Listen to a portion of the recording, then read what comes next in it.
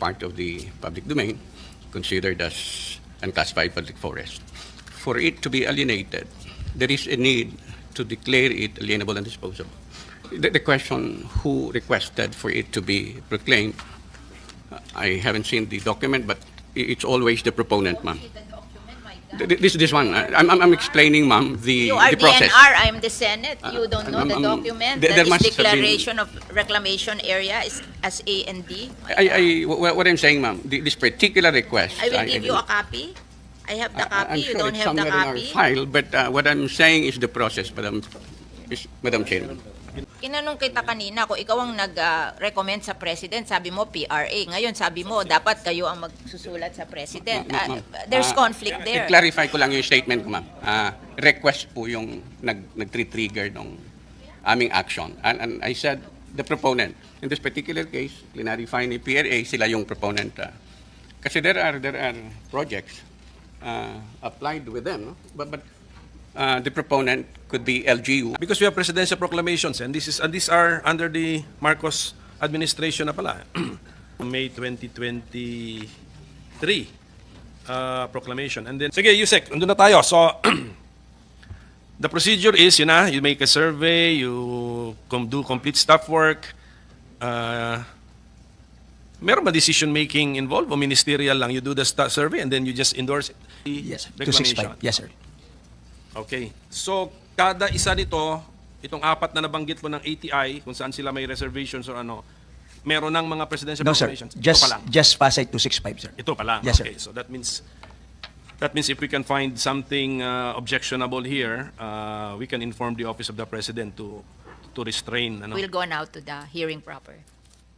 Okay. We have many visitors now affected by the reclamation. I want to call each and every one of them because after the first hearing, they requested to be represented here because they are the operators of our very big ports in Manila, which will be affected by reclamation. First in line would be the president of association, the Director President of the Asian Terminal Incorporated, Mr. Eusebio Tanco, to be represented by Mr. Sean James L. Perez, Senior Vice President. We recognize Mr. Sean James L. Perez, Senior Vice President. I think, Mr. Cañado, you have to hear their voices so that you will know what grave mistake you made here. Okay, kasi ang dami-dami nagko-complain to this reclamation in Manila Bay. And I think you issued the ECC without any consultation from anybody like us. You issued an ECC for the Las Piñas Parañaque Wetland Park. There is a PAMBI in the Las Piñas Parañaque Wetland Park. There is a Protected Area Management Board. And we were not informed that you are issuing an ECC to destroy our Las Piñas Parañaque Wetland Park. So I will be the last to ask questions from you, but let us hear first from one of our ports, Asian Terminal Incorporated, Mr. Sean James L. Perez, Senior Vice President. Good morning and thank you, Madam Chair. I'm from Asian Terminals, the operator of South Harbor Port in Manila.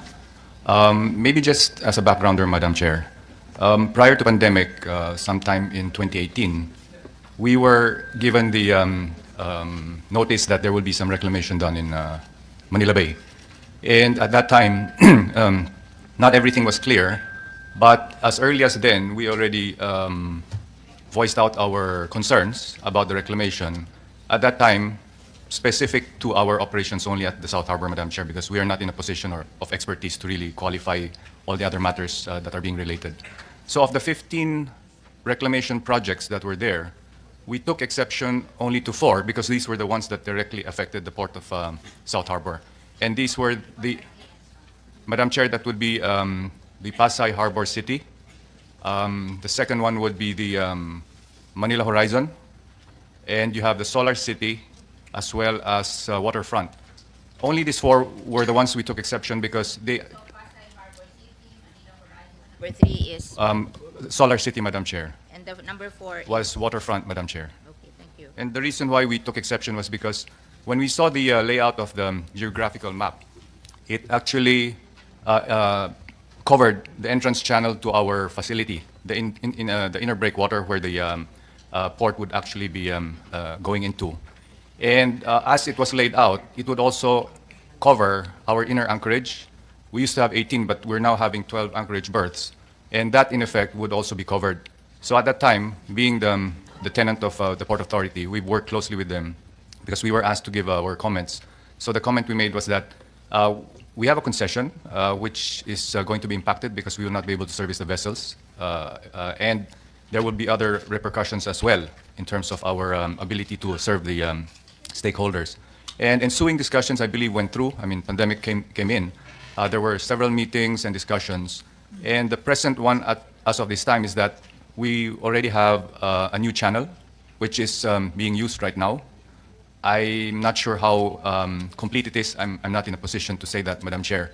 But we have also given the authorities our comments to be shared also with all the other stakeholders that will be in those meeting discussions. We said that we would, of course, want to have a similar access channel, which would be convenient for the shipping lines and other stakeholders, and would be a safe and efficient ingress and egress of the vessels. And secondly, was also to address the concern of our inner anchorage points, the 12 that I mentioned earlier, and how it will be. But I believe the Port Authority has already given some coordinates for the new anchorage, the anchorage replacements, which we're working closely with the Port Authority to identify where they are, so that we will see how effective it will be, Madam Chair. The other concerns, of course, we voiced out was also how we would also be able to adapt. I mean, just like any other port, we will have to try to adapt because with the reclamations, water levels go up. The drain flows, the storm drains, and everything else in terms of the operationability of the port will have to be adjusted accordingly. So these are the things that we're taking up in the guise of the fact that we see that the reclamation is already there. We have to make sure that our commitment to the government is that we continue to be able to serve the stakeholders that we actually made the commitment to, Madam Chair. Cañado, when you issued these 4 ECCs, did you hear their concern? Madam Chair, would like to inform the body, Madam Chair, that the issuance of the CC is not under my time. I think that is Director Torbilla for the Pasay City government. Just the So time of Director who issued the Torbilla. ECC for them? This 4 reclamation project?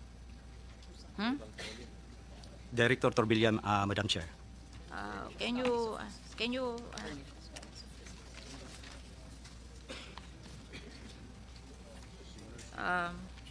at this point, would like to request the committee secretary to swear in Engineer William Cañado. Cañado. Siya yun. Please raise your right hand. Dinideny niya to. Do you solemnly swear to tell the truth, the whole truth, and nothing but the truth in this Senate Analyst. hearing? Oh, thank hindi you. siya gusto niya mag-retire. Hindi siya pinagre-retire kasi sagutin niya muna to. Oh. So, can you give us the list of this reclamation project and who issued the ECC for this 4 reclamation project? Yes, Madam Chair. The Pasay Harbor City, who issued the ECC? Based on the record, Madam Chair, Pasay City government issued by Director Torbilla. Pabilia? Who is?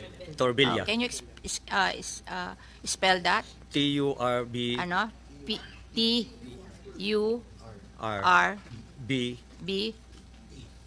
L-L-E. Turbelia. Yeah. Double L. A. That's- A. O, nasaan siya? And Manila Horizon. City government of Pasay for 265 hectare. Pasay Ilan yung Harbor Pasay Emissions Harbor City? Director Ilang hektarya Torbilla. yung Pasay Harbor City? Yung Pasay, yung nauna. The first one is 360 hectares reclamation, Madam Chair. Oh, yung number 2, Manila Number two is Horizon. 265 Oh, hectares. sino nag-issue? Still Director Torbilla. And then, Solar City. Solar City. Solar City. Solar. This Manila Gold Corporation. Wala sa listahan mo, Solar City? Ito po Manila. Manila Gold Coast. Manila Gold Coast. Gold Coast. Manila Gold Coast. For the Manila Gold Coast Development Itong Solar City is Manila, Gold Coast Development Corporation. oh, Manila Gold Coast. This is 148 hectares reclamation issued by Time of Yusik Yunis. Yones? Ikaw pumirma nito? And then waterfront?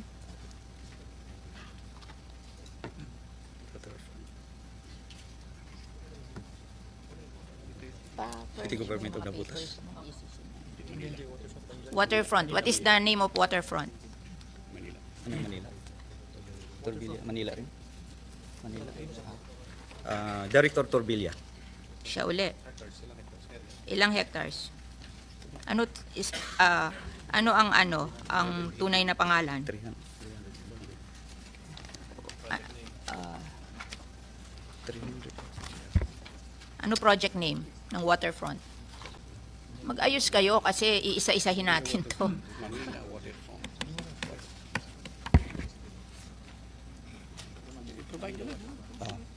Manila Waterfront Reclamation Project, issued by Director Vitudyo Torbilla. Turbella. How many hectares? 318. Now, sabihin mo sa akin, sino ang kapartner ng local government for this Pasay Harbor City? Sino to? Pasay City. Yeah, yung kapartner. Isasabihin mo, Pasay City Government, but may kapartner yan. Lahat may kapartner yan. Sino yung kapartner? Yung Pasay Harbor City. Who is the proponent? Aside from the city government. Pasay Harbor City Corporation. Sino yon? Sino may-ari?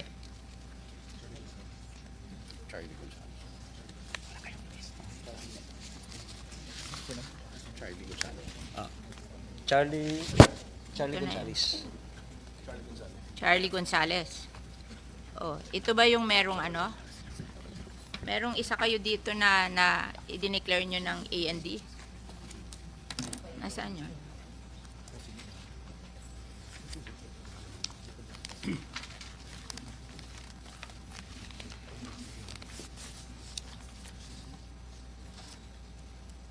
Ito.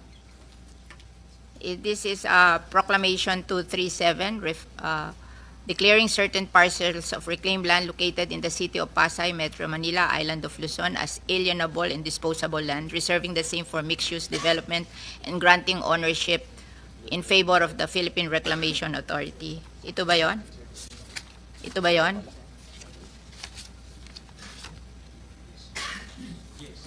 This is the one. Please explain to me who asked the President to declare this as A&D.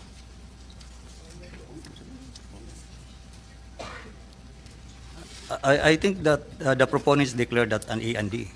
No, the Request. proponent cannot declare it Ayan as na. A&D. Request for It should have A&D. come from the DNR. Can you answer that? This was done in recently. What date is this?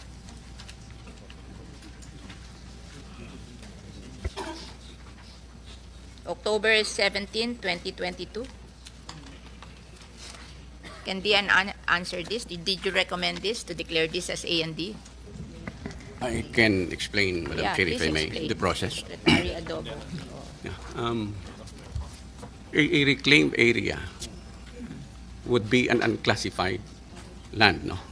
Therefore, it's part of the public domain, considered as unclassified public forest. For it to be alienated, there is a need to declare it alienable and disposable.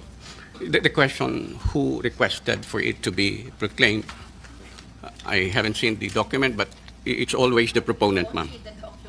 This one, I'm explaining, ma'am, You are the process. DNR, I'm the Senate. You don't know the document. there That is must have been- declaration of reclamation area is as A&D. What I'm saying, ma'am, this particular request. I will give you a copy. I have the copy. I'm You sure don't it's have the somewhere in our copy. file, but what I'm saying is the process, Madam Chairman. Can you please explain this? Yes, ma'am. So I thought when there the is a Manila Bay is request, the ownership of the people of the Philippines. when there is a Oo. request, ma'am. And then there's a reclamation. They said that it's good for the local government. Now it has been declared as an A&D, and it's for the benefit of the proponent. Please explain to me the logic behind this. I was provided answer from our colleague. The request came from PRA Oh, for it to be declared A&D. Right. Oh, can you PRA? Yeah. Can we ask the PRA? There's a PRA here to answer the Madam question. Chair, good morning po. Yes. AGM Literal po from PRA. Ma'am, explain lang po namin yung process na sinasabi po ni Yusek Adobo. Actually, the governing issuance is DNR Administrative Order 2018-14. The applicant for presidential proclamation is Philippine Reclamation Authority under the said guidelines. 2018-14, ma'am. Is PRA, ma'am. Under doon sa contract po namin with Pasay, as explained kasi po before po, is it's included in the public domain po yung area na yun sa Manila Bay. And then during the development of the project, there are milestones or timelines. Nag-start po yan when it reached the 1.5 meter elevation. So nagkaroon na po ng survey ang PRA, DNR, and also the city government of Pasay. Yung MOA po namin, ma'am, is that governs the approval of the reclamation project, Madam Chair.